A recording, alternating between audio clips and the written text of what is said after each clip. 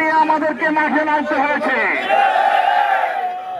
আজকে আমাদের দাবি খুব লম্বা নয়, যে দাবি আমরা করছি সে দাবিটা সামান্য। এমপিভুক্ত স্কুল, কলেজ এবং মাদ্রাসার বাড়ি ভাড়া মাত্র 20% চাওয়া হয়েছে। আমরা আশা করি অবিলম্বে এটাকে বাস্তবায়ন করতে হবে।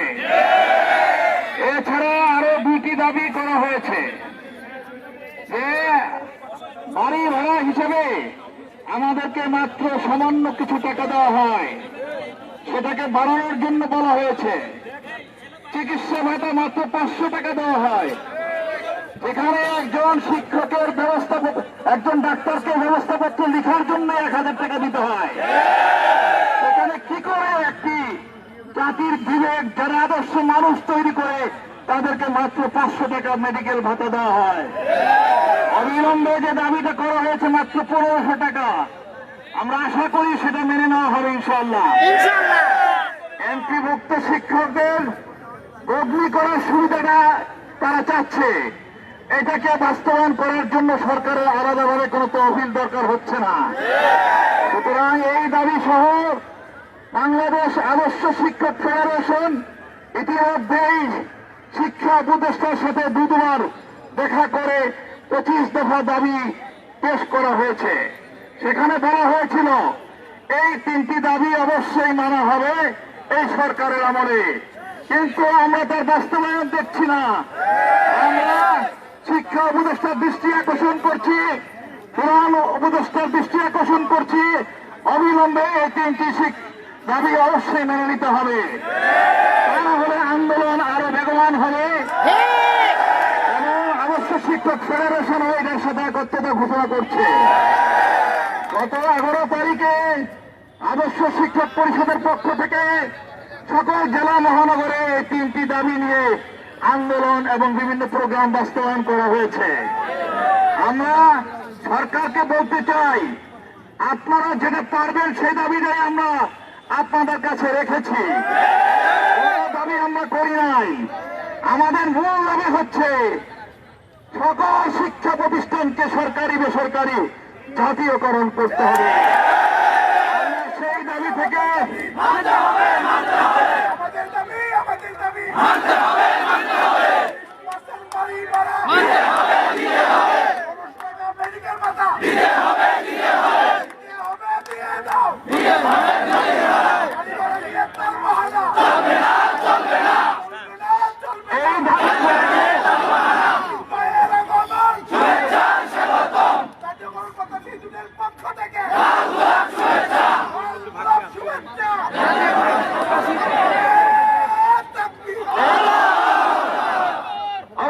সরকারকে আগামী 24 ঘন্টার মধ্যে মেনে নিতে হবে, তা না হলে বড় ধরনের আন্দোলন হওয়ার সম্ভাবনা আছে।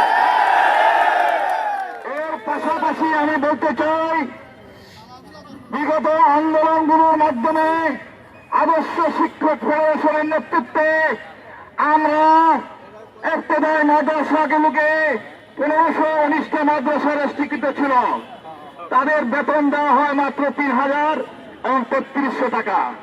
সেখানে সরকারের সাথে কথা বলে আমরা প্রস্তাব পাঠিয়েছি মন্ত্রণালয় থেকে যে 1089টি শিক্ষা প্রতিষ্ঠানকে জাতীয়করণ করা হবে, এমপিও মুক্ত করা হবে।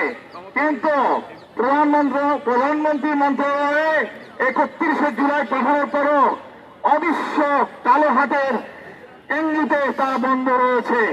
প্রধানমন্ত্রী থেকে বলতে চাই, মুসলমানদের এই দেশে ইবতেদায়ী মাদ্রাসাগুলোকে অবিলম্বে অবশ্যই এমপিভুক্ত করতে হবে। এমপিও যে শিক্ষা প্রতিষ্ঠানগুলো রয়েছে সেগুলো প্রসেসে রয়েছে। আমরা আশা করি সরকার এই 3টি দাবির পাশাপাশি আন্দোলনরত শিক্ষকদের পাশাপাশি ওই দাবিগুলো মেনে নিতে হবে। তা না হলে বাংলাদেশ আদর্শ শিক্ষক পরিষদ 9টি শিক্ষক পরিষদের মাধ্যমে বৃহত্তর আন্দোলন গড়ে তুলতে বাধ্য হবে। হুঁশিয়ার করে দিতে চাই, আমাদেরকে বাধ্য করবেন না, আমরা আপনাদেরকে সহযোগিতা করতে চাই। এই সরকার যেন সুস্থ সুন্দরভাবে সব দায়িত্ব পালন করে তার জন্য আমরা ইতিমধ্যে সহযোগিতা করেছি। সুতরাং আমাদের এই দাবিগুলো অবিলম্বে মেনে নেওয়ার জন্য আমরা প্রধান উপদেষ্টার দৃষ্টি আকর্ষণ করছি, শিক্ষা উপদেষ্টার দৃষ্টি আকর্ষণ করছি। আল্লাহ আমাদের সহায়ক হোক। আল্লাহুম্মা আমিন। আসসালামু আলাইকুম ওয়া রাহমাতুল্লাহি ওয়া বারাকাতুহু। সংগঠিত বিক্ষুব্ধ শিক্ষক জনতা এ পর্যায়ে আন্দোলনের সাথে সংহতি রেখে বক্তব্য রাখছেন বাংলাদেশ জামাত ইসলামী নায়েবে আমির আদর্শ শিক্ষক ফেডারেশনের সম্মানিত উপদেষ্টা জনাব অধ্যাপক মুজিবুর রহমান। এখন আছেন সাবেক এমপি অধ্যাপক মুজিবুর রহমান। অধ্যাপক মুজিবুর রহমান।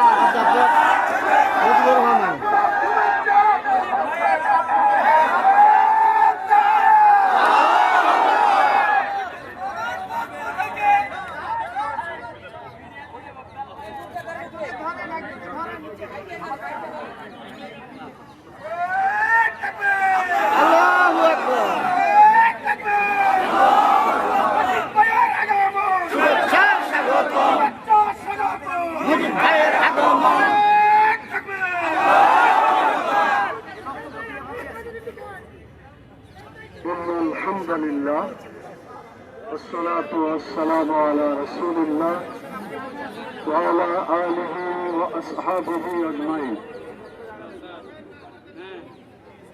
বাংলাদেশের টেকনাফ থেকে তেতুলিয়া পর্যন্ত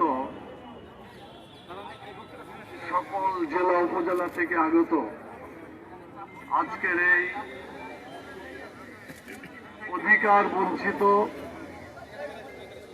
বিক্ষুব্ধ শিক্ষকদের অবস্থান কর্মসূচিতে যারা আজকে এখানে উপস্থিত হয়েছেন, প্রথমেই আমি তাদেরকে অভিনন্দন জানাচ্ছি। আল্লাহ তাআলা আপনাদের এই প্রচেষ্টাকে কবুল করুন। দ্বিতীয় কথা যেটা শুরু করতে চাই সেটি হলো, সংবিধানে 5টি মৌলিক অধিকার স্বীকার করা হয়েছে: খাদ্য, বস্ত্র, শিক্ষা, চিকিৎসা, বাসস্থান। এটা যে কোনো মানুষেরই অধিকার। সরকারের দায়িত্ব হচ্ছে তাদের খাদ্যের ব্যবস্থা করা, বস্ত্রের ব্যবস্থা করা, শিক্ষার ব্যবস্থা করা, চিকিৎসার ব্যবস্থা করা, বাসস্থানের ব্যবস্থা করা। সকল নাগরিকের এটা অধিকার আছে।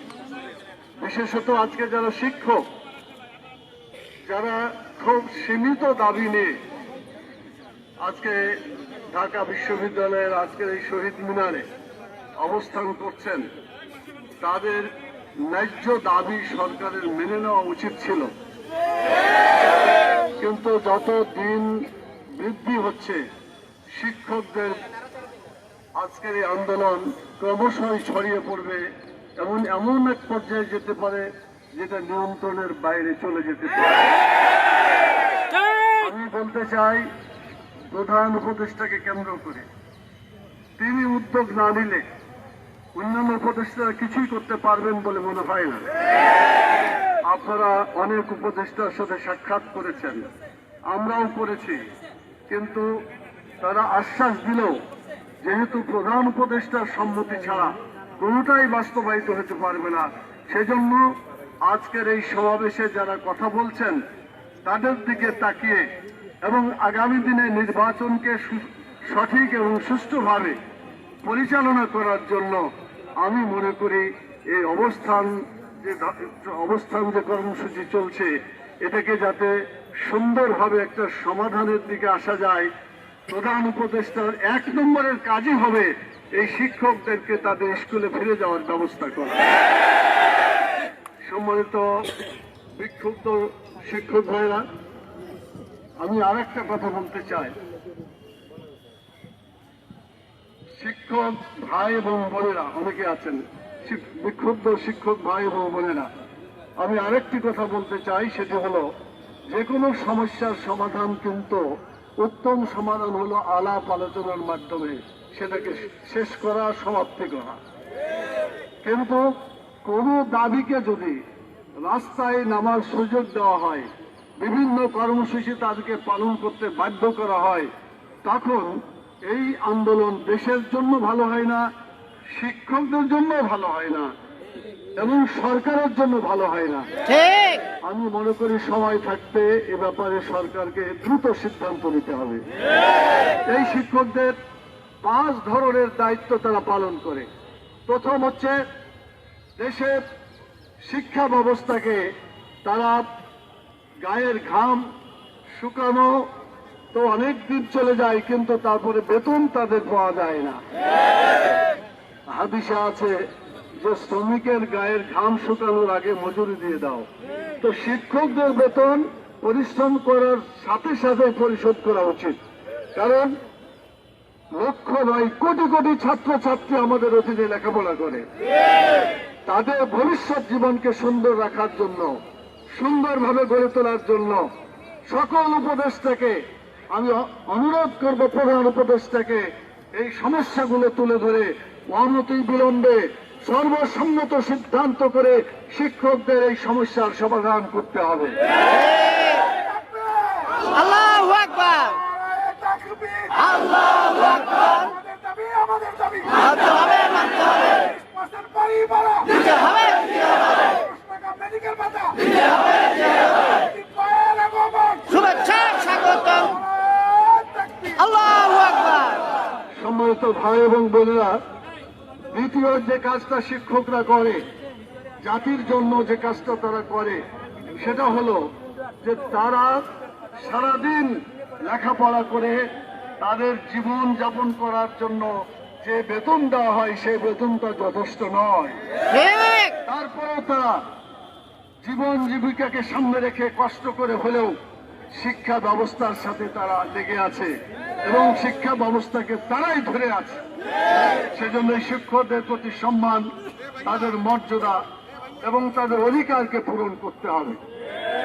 3 নম্বর যে কাজটি হচ্ছে সকল জাতীয় ইলেকশনে এই ইলেকশনকে সুন্দর করার জন্য এবং সত্যিকার ভাবে গ্রহণযোগ্য করার জন্য, ফ্রি ফেয়ার ইলেকশন করার জন্য শিক্ষকদের যে ভূমিকা, তারা যে চেষ্টা করে থাকে, এটা গোটা জাতির জন্য একটা বিরাট আমানত স্বরূপ। ঠিক। কিন্তু আজকে যদি শিক্ষকদেরকে এভাবে রাস্তায় নামিয়ে দেওয়া হয়, তাদের দাবি যদি না মানা হয়, তাহলে ভবিষ্যতে যে পরিবেশ হবে, এই পরিবেশটা কারোর জন্য কল্যাণকর হবে না। এবং সুন্দর এবং সুষ্ঠুভাবে নির্বাচন করার জন্য শিক্ষকদের সহযোগিতা অবশ্যই লাগবে। প্রিজাইডিং অফিসার বলেন, পোলিং অফিসার বলেন, দেশে নির্বাচনের সুন্দর পরিবেশ করার জন্য শিক্ষকদের অনন্য ভূমিকা, এটা কোন সম্প্রদায়ের সে ভূমিকা নয়। সেজন্য আজকে আমি পরিষ্কার করে বলতে চাই, উপদেষ্টা সরকার তাদের মূল কাজ হচ্ছে সঠিকভাবে নির্বাচন করা। এই নির্বাচন করার জন্য শিক্ষকদেরকে সাথে নিয়ে, তাদের সহযোগিতা নিয়ে আগামী ফেব্রুয়ারি মাসেই নির্বাচন করতে হবে। সেই জন্য এখন যদি তাদের দাবি মানা না হয়, পরবর্তী পর্যায়ে অন্যভাবে কোনো পরিবেশ তৈরি হলে সেটার জন্য দায়িত্ব সরকারকে বহন করতে হবে। চতুর্থ যে কাজটা শিক্ষকরা করেন, আমরা পরিষ্কার করে বলতে চাই যে তারা তাদের জীবন জীবিকার জন্য, অপ্রতুল বেতনের জন্য, আচ্ছা একটা বাড়ি ভাড়ার কথা শুনলাম, মাত্র 1500 টাকা বলা, 1000 1000 টাকা দিয়ে বাড়ি ভাড়া পাওয়া যায় না। এটা কোনো মানে কোন সাধারণ লোকের কাছে হয় না। এটা খুবই হাস্যকর এবং যে আমার মনে হয়েছে দাবিগুলো খুবই কম করা হয়েছে, এটা আরো বাড়ানো দরকার ছিল। সময় সুযোগ হলে, নির্বাচিত সরকার হলে যারা ক্ষমতায় যাবেন, আল্লাহ তাআলা যাদেরকে কবুল করবেন, আপনাদের স্বার্থকে অগ্রাধিকার দেওয়া হবে ইনশাআল্লাহ। সবশেষের কথা হচ্ছে, আপনাদের কাজ ছিল কলম নিয়ে লেখাপড়া করা, আপনাদের কাজ ছিল ছাত্রদেরকে ক্লাসরুমে তাদের লেখাপড়ার মানকে উন্নত করা। কিন্তু আপনার অধিকার না মানার কারণে আজকে বাধ্য হয়ে আপনার রাস্তাঘাটে এভাবে আমি মনে করি এই অবস্থানের শেষ হওয়া দরকার, সমাপ্তি হওয়া দরকার। কিন্তু তাদের যদি কোনো দাবি আদায় না হয় তারা তো ঘরে ফিরে যাবে না। সেই জন্য আমি মনে করি তাদেরকে ঘরে ফেরার জন্য অনতি বিলম্বে প্রধান উপদেষ্টা শিক্ষকদের সকল সেকশনে যারা আছে তাদেরকে নিয়ে আলোচনার মাধ্যমে দাবি দাওয়া পূরণ করার ঘোষণা অনতি বিলম্বে দেওয়ার জন্য আমি অনুরোধ করছি প্রধান উপদেষ্টাকে। সম্মানিত ভাই এবং বোনেরা, আরেকটি কথা বলতে চাই আপনাদের সামনে, সেটি হচ্ছে আমাদের সমাজে জ্বালাও পোড়াও করে ভাঙচুর করে আপনারা দেখেছেন অনেক সময় দেশের সম্পদ ক্ষতি করে, আগুন জ্বালিয়ে মানুষের রাস্তা প্রতিরোধ করে জনজীবনে কষ্টের একটা অবস্থা সৃষ্টি করে। আমরা কি এই দেশে এরকম পরিবেশ হোক, এটা কি আমরা নিজেরা চাই? সরকার কি এ পরিবেশ চান? কেউ চায় না। তাহলে আজকে কেন শিক্ষকদের সমস্যার সমাধান হবে না? আমি অনতি বিলম্বে এই শিক্ষকদের যে দাবিগুলো, মাত্র 3টা দাবি এখানে করা হয়েছে, ছোট দাবি, এই দাবি মাননীয় প্রধান উপদেষ্টাকে বলবো যে মেহেরবানি করে প্রতিনিধিদের ডাক দিয়ে আপনি কথাগুলো শুনেন এবং বাস্তবায়িত করার ঘোষণা দিলেই সকল শিক্ষক বাড়ি ফিরে যেতে পারবে। তাদেরকে রাস্তায় কষ্ট করতে হবে না, মশার কামড় খেতে হবে না, বিভিন্ন ভাবে তারা কষ্ট করে আজকে এখানে অবস্থান করছে। আমি সরকারের দৃষ্টি আকর্ষণ করছি। সব শেষে যে কথাটা বলতে চাই, প্রিয় ভাইয়েরা বোনেরা, আপনারা মনে রাখবেন, একটা জাতি যদি সত্যিকার শিক্ষিত হতে পারে সেই জাতি পৃথিবীর বুকে মাথা উঁচু করে দাঁড়াতে পারবে। আর এই মাথা উঁচু করে তখনই দাঁড়াতে পারবে যখন শিক্ষকদের সম্মান করা হবে, তাদের মৌলিক অধিকার পূরণ করা হবে। সেজন্য আমরা কোনো জ্বালাও পোড়াও কর্মসূচিতে বিশ্বাস করি না। জনগণের কষ্ট হোক এমন কোন কর্মসূচি আমরা পছন্দ করি না। আমরা বিশ্বাস করি আলাপ আলোচনার মাধ্যমে এটাকে সমাধান করতে হবে। বাংলাদেশের অবস্থা ঘোলাটে করার জন্য বহু লোক ষড়যন্ত্র করছে। অতএব সেই ষড়যন্ত্রের শিকারে যাতে শিক্ষকেরা পতিত না হতে হয় এবং তার আগেই যাতে সমস্যার সমাধান হয় এ ব্যাপারে কর্তৃপক্ষের দৃষ্টি আকর্ষণ করছে। সংগ্রামী শিক্ষক ভাই এবং বোনেরা, আল্লাহ তাআলার কাছে আমি দোয়া করি, টেকনাফ থেকে তেঁতুলিয়া পর্যন্ত অনেক শিক্ষক এসেছেন, পকেটে টাকা নাই, খাওয়ার ব্যবস্থা নাই, অনেকে বিভিন্ন ভাবে কষ্ট করে এখানে আসছে। আমাদের শহীদ মিনারে অনেকে রাত্রি কাটায়। এটা যাতে আর না হয়, সরকার যেন এটাকে একটা নিশ্চিত ব্যবস্থা করে। আরেকটি ঘটনা, গত পরশুই তো শিক্ষকদেরকে, গতকালকে আমরা যখন দেখলাম টিয়ার সেলের ছবি পত্র পত্রিকায় দেখলাম, অনেকে লাঠিপিটা করা পর্যন্ত হয়েছে, রক্তাক্ত করা হয়েছে এবং কাউকে গ্রেফতারও করা হয়েছিল। হয়তো সবাইকে ছেড়ে দিয়েছেন। আমরা সরকারের ছেড়ে দেওয়ার মনোভাবটাকে ভালো মনে করি, কিন্তু পুলিশ দিয়ে দমন করার চেষ্টা আর ভবিষ্যতে করবেন না। আলোচনা করে সমস্যার সমাধান করবেন। পুলিশকে বেধড়ক লাঠি পিটার এই অধিকার মোটেই দেওয়া উচিত না। বিশেষ করে যে শিক্ষকরা সবারই সম্মানের পাত্র, সেই সম্মানীয় শিক্ষকদেরকে, শ্রদ্ধেয় শিক্ষকদেরকে পুলিশের লাঠি পিটা বাংলাদেশে যারা আর যাতে না হতে। সংগ্রামী সাথী বন্ধুগণ, আরেকটি কথা না বললেই নয়, কিছু শিক্ষক আছেন যাদের এমপিও আছে, তাদের অধিকার কিছু বঞ্চিত আছে, অধিকার প্রতিষ্ঠা করার কাজ করছে। অসংখ্য প্রতিষ্ঠান আছে যেগুলোকে এখনো এমপিওভুক্ত করা হয় না এবং তারা আরো কঠিন অবস্থায় আছে। তারাও আন্দোলন করেছে, তাদেরও দাবি দেওয়া সরকারের কাছে স্মারকলিপি আকারে দেওয়া আছে। আমরা বলবো যারা এমপিওভুক্ত আছে তাদের যে সমস্যাগুলো সেটা যেমন দেখতে হবে, মোটেও এমপিওভুক্ত করা হয় না, সেটাকেও তাড়াতাড়ি এমপিওভুক্ত করতে হবে। বাংলাদেশের শিক্ষা ব্যবস্থায় এক কথা জাতীয়করণ করতে হবে।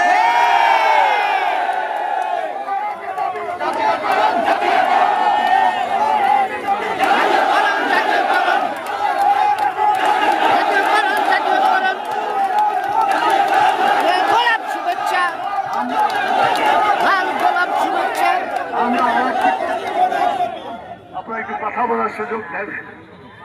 আচ্ছা, আপনারা তো মিছিল করতে করতে টায়ার্ড হয়ে গেছেন, স্লোগান দিতে দিতে টায়ার্ড হয়ে গেছেন। অন্তত আমি যতক্ষণ আছি আপনারা একটু রেস্ট নেন, এটা ভালো হবে আশা করা যায়। আমি আরেকটি কথা বলতে চাই, সেটি হলো কেউ কেউ আপনি স্বপ্ন দেখছেন যে ক্ষমতায় গেলে আমরা এটা তোমাদের দিয়ে দেবো, আন্দোলন করার দরকার নাই। আমার মনে হয় এসব কথা মানুষকে প্রতারণা করার সামিল করে। অধিকার কখনো আদায় করার জন্য নরম কথাই চলে না। একটা কথা আছে না যে সোজা আঙ্গুলে, আমরা বাঁকা আঙ্গুল করতে চাই কিন্তু বোতল ভাঙতে চাই না। এটা যাতে অরাজকতা না হয়, নিয়মতান্ত্রিক আন্দোলনের মাধ্যমে, শান্তিপূর্ণ আন্দোলনের মাধ্যমে আপনাদের দাবি আদায়ের আন্দোলনকে চালিয়ে যাবেন ইনশাআল্লাহ, এবং এটা পূরণ হবে আমরা আশা করছি। প্রধান উপদেষ্টা উদ্যোগ নিলে একদিনেও ব্যাপার না সমাধান হওয়ার জন্য। আমি বারবার বলছি কথাটার জন্যই যে সামনে ছাত্র পরীক্ষা, এই সাংবাদিক এটা আপনি ইয়ে করেন, এটা আপনার জন্য দেখা যাচ্ছে না, অর্ধবার্ষিকী আপনার জন্য দেখা যাচ্ছে না। অর্ধবার্ষিকী পরীক্ষা, এরপরে বার্ষিক পরীক্ষা, টেস্ট পরীক্ষা চলে আসছে। এই জন্য টেস্ট পরীক্ষা এবং বার্ষিক পরীক্ষার জন্য সময় খুবই কাছাকাছি। অর্থাৎ এই টেস্ট পরীক্ষা আসার আগেই সকল শিক্ষকের সমস্যার সমাধান করে তাদেরকে স্কুলে ফিরে যাওয়ার মতো পরিবেশ তৈরি করতে হবে। এটা যদি না হয় তাহলে কোনো অবস্থায় আন্দোলন থামবে না। এই আন্দোলন যারা আছেন সবাইকে বলবো আপনার প্রপার যোগাযোগ করেন। আমরা একটা দরখাস্ত দিয়েছি প্রধান উপদেষ্টা, সর্বদলীয় যারা শিক্ষক আন্দোলনে আছেন তাদের একটা সমন্বয়ে প্রধান উপদেষ্টার কাছে আমরা একটা দরখাস্ত দিয়েছি, কিন্তু এখন পর্যন্ত আর রিপ্লাই আমরা পাই নাই। আমরা দাবি করব এই সব সমস্যাকে সামনে রেখে প্রধান উপদেষ্টা যদি শিক্ষকদের প্রতিনিধিদের আমাদের সমস্যার জন্য আলোচনা করেন, ইনশাআল্লাহ সুষ্ঠু সমাধান হয়ে যাবে ইনশাআল্লাহ। এই জন্য আমি সেটা সরকারকে দ্রুত বাস্তবায়ন করার আহ্বান জানিয়ে, আপনারা অনেকক্ষণ ধরে কষ্ট করছেন, দুপুরে অনেকের খাওয়া হয় নাই, অনেকে বিভিন্নভাবে আপনারা এখানে আছেন, কষ্ট করছেন। আমি আপনাদের কষ্টকে শ্রদ্ধা করছি। আল্লাহ তাআলা আপনাদের কষ্টকে লাঘব করুন এবং দ্রুত আপনারা ক্লাসরুমে ফিরে যেতে পারেন, এরকম পরিবেশ পরিস্থিতি সৃষ্টি করার তৌফিক আল্লাহ তাআলা দান করুন। যে সমস্ত রাজনৈতিক দল আছেন, ইতিমধ্যে কিছু রাজনৈতিক দলের নেতৃবৃন্দ এসেছেন, আমরাও আসছি, বাকি যারা আছেন সবাই ঐক্যবদ্ধভাবে এই আন্দোলনের প্রতি যদি একমত হন, ইনশাআল্লাহ এটা বাস্তবায়ন হতে মোটেই সময় লাগবে না। এখানে কোনো ধরনের ছল চাতুরি না করে শিক্ষিতদের শিক্ষকদের তাদের অধিকার বাস্তবায়নের জন্য আমরা সকলে একমত থেকে যদি দাবি জানাই, চেষ্টা করি, ইনশাআল্লাহ অতি দ্রুত এই সমস্যার সমাধান হবে ইনশাআল্লাহ। আমি আবারও আপনাদেরকে ধন্যবাদ জানাই। আপনারা এখন পর্যন্ত